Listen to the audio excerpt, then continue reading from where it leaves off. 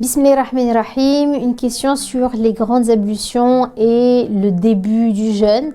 Parfois, certaines personnes s'interrogent si elles doivent impérativement faire leurs grandes ablutions avant l'heure de l'Fajr pour pouvoir jeûner. Si par exemple une personne est en état de djanaba ou en état de menstru, elle se pose la question, est-ce que je dois obligatoirement avoir fait mes grandes ablutions avant le Fajr pour que mon jeûne soit valide? Alors non, ce n'est pas obligatoire. Il existe un hadith concernant les grandes ablutions et le jeûne, notamment en rapport avec la purification après les rapports conjugaux ou les menstrues.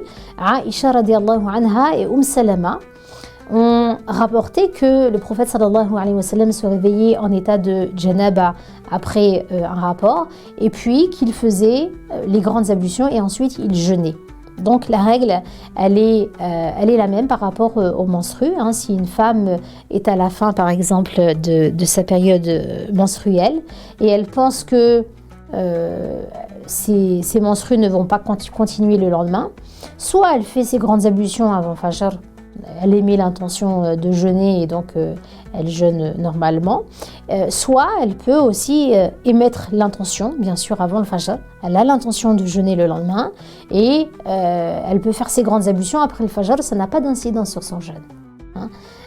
Et si effectivement elle voit qu'elle n'a pas de menstrues, elle fait ses grandes ablutions le plus tôt possible, bien sûr, elle ne retarde pas trop dans la journée, elle fait ses grandes ablutions et elle poursuit son jeûne.